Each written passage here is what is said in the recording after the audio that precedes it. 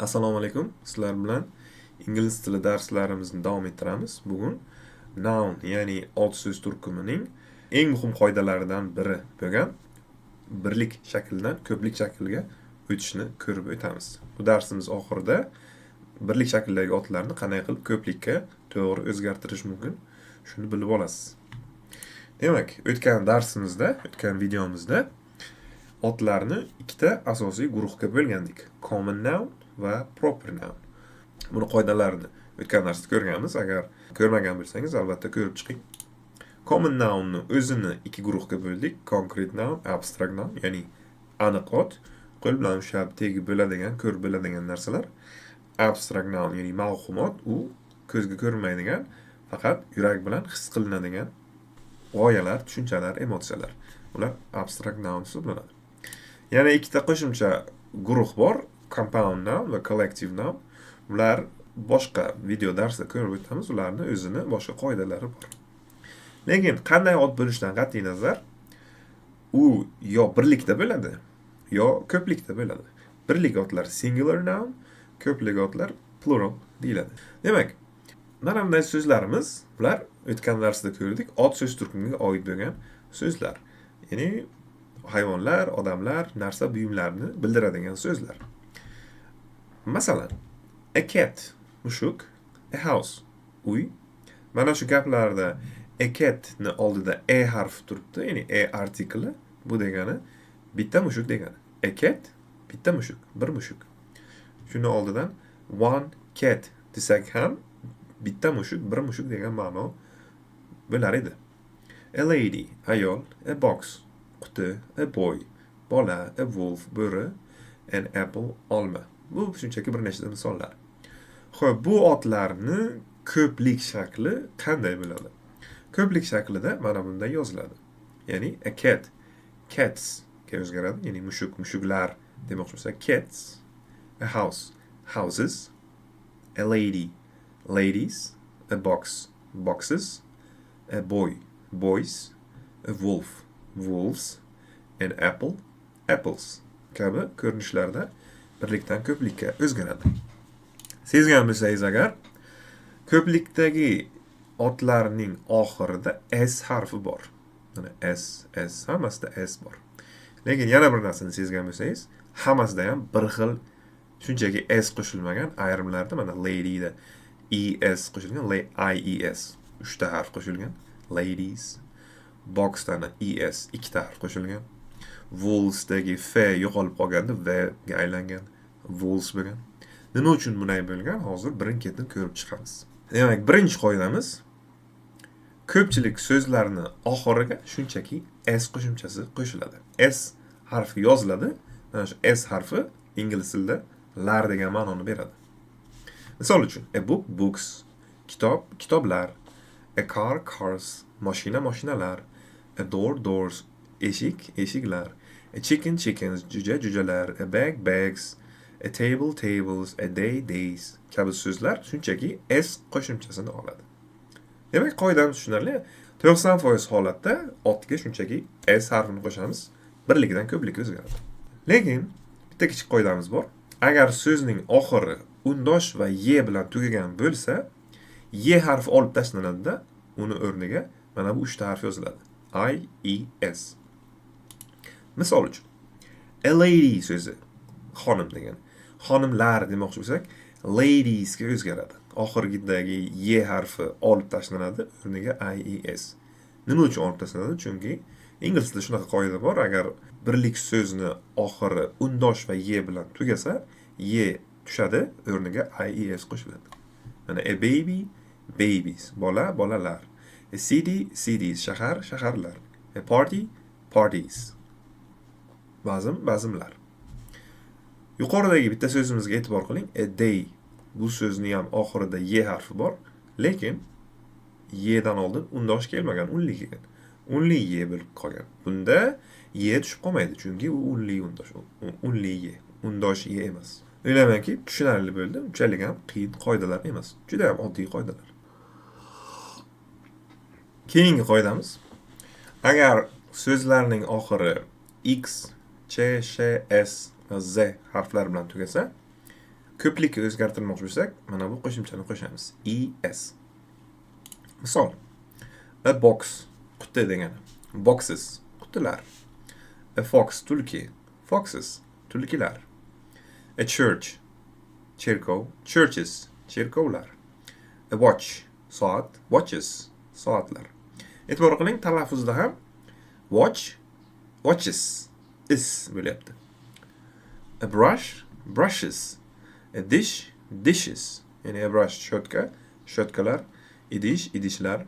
A bus buses. A glass glasses. Avtobus avtobuslar. Stakan stakanlar. A quiz quizzes.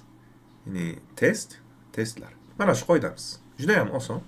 Keyingi qoidamiz O harfi bilan tugagan so'zlar birlikdan ko'plikka o'zgartirishda ikkita qoida bor. Birinchisi, shunchaki s harfi qo'shiladi. Misol uchun, a photo photos, a video videos, a piano pianos, a kilo kilos, a casino casinos. Ko'rib turibsiz, o bilan tugagan, shunchaki s qo'shilgan. Lekin ayrim holatlarda es harflari ham qo'shilishi mumkin ekan. A tomato tomatoes, a potato potatoes, hero heroes, a volcano volcanoes, a mango mangoes. Nima uchun bunday? Biz qayerdan bilamiz? Es qo'shish kerakmi? Es qo'shish kerakmi? To'g'risi, men bu qoidani aniq bitta qoidasini topa olmadim. Cambridge, Oxford kitoblarida ham yo'q. ChatGPTdan ham so'radim. Aniq bir qoida bermadi. Ayrim paytlarda s, ayrim paytlarda es qo'shiladi. Men o'zim taxminiy yagona sababim, yagona mantiqiy sababim ingliz tili turli tillardan tuzilgani uchun, ya'ni ingliz tili tarkibida nemis tili so'zlar bor, lotin tili so'zlar bor, norvegiya tillari qo'shilgan, har xil tillardan qo'shilib ingliz tili hosil bo'lganda, o'shaning uchun ham turli xil tillardan turli xil qoidalar kirib kelgan. Yagona yechimi shunchaki eslab qolish. Xo'p, tushunarli bo'lsa, keyingi qoidamiz f va f bilan tugaydigan ayrim so'zlar, hamma so'zlar emas, ayrim so'zlar ves ga aylanadi. Ya'ni mana bu tarkibidagi f va f ves ga aylanadi. Qarang so'zlarda. Masalan, knife so'zida pichoq. Knife pichoq, knives pichoqlar. Talaffuzda ham o'zgarish bor. Knife knives. Life lives. Leaf leaves. Wife ayol, wives ayollar. Wolf bo'ri, wolves bo'rilar. Shelf tokcha, shelves tokchalar. Thief o'g'ri, thieves o'g'rilar. Boya aytganimdek, ingliz tilida aniq, yaxli doim bo'ysunadigan bitta qoida bo'lmagani uchun bu qoidamizda ham istisno holati bor. Har doim ham f bilan tugaydigan so'zlar ves bo'lmaydi, shunchaki s shaklida ham qo'shilish holati bor. Masalan, roof roofs, tom degani, tomlar. Chief chiefs, sardor ya'ni to'da sardori, biron bir guruh sardori, chiefs. Chef chefs, bu bosh oshpaz degani yoki oshpaz degani, oshpazlar. Mana shu so'zlarda shunchaki s qo'shiladi. O'ylaymanki, tushunarli bo'lyapti. Keyingi qoidamiz, mana bu so'zlar birlik shaklidan ko'plik shakliga o'zgarganda shakli o'zgaradi. Birlik shakli boshqa, ko'plik shakli boshqa. Misol uchun, a man, ya'ni erkak kishi. Men bo'ladi, erkaklar. A woman, ayol. Women, ayollar. Talaffuzda ham o'zgarish bor. A woman, women ga o'zgaradi. A child, bola. Children, bolalar. A person, odam, bitta odam. People, odamlar. A foot, oyoq, feet, oyoqlar. A tooth, tish, teeth, tishlar. A goose, g'oz, geese, g'ozlar. A mouse, sichqon, mice, sichqonlar. Demak, bu so'zlarni eslab qolish kerak. Birlik shakli boshqa, ko'plik shakli boshqacha yoziladi. S qo'shilmaydi, shakli o'zgaradi. Keyingi so'zlar, mana bu so'zlarni birlik shakli va ko'plik shakli bir xil yoziladi. S ham qo'shilmaydi, shakli ham o'zgarmaydi. Hech narsa bo'lmaydi. Masalan, a sheep, qo'y degani, sheep, qo'ylar. A fish, baliq, fish, baliqlar. A deer, kiyik, deer, kiyiklar. A moose, moose, bilasizlarmi? Shimol bug'usiga o'xshagan hayvon. Moose, bu ham ko'plikda bug'ular.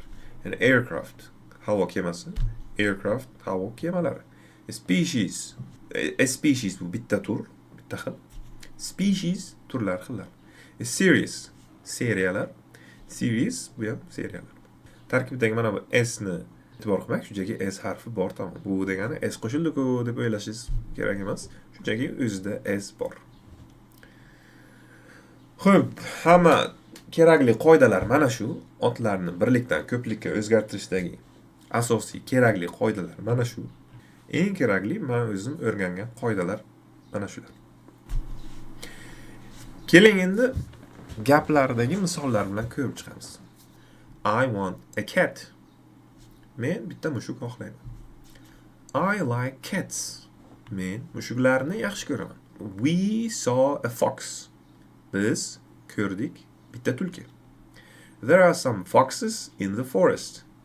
O'rmonda tulkilar bor. Bir nechta tulkilar bor. He is wearing a watch. U taqgan bitta soat. He has many watches. Unda ko'p soatlar bor. Cut the bread with a knife. Nonni pichoq bilan kesing. Knives are dangerous. Pichoqlar xavfli. My brother has one child. My sister has 3 children.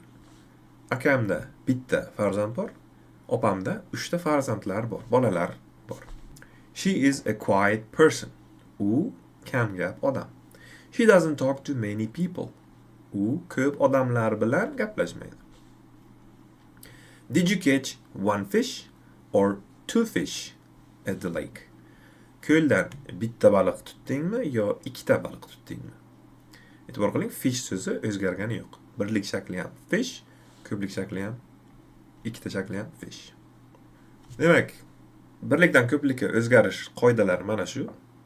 O'ylaymanki, tushunarli bo'ldi. Keyingi darsimizda otning yana 2 ta muhim qoidasini ko'rib chiqamiz. Keyingi darsni o'tkazib yubormang. Juda ham muhim dars. Sog' bo'linglar.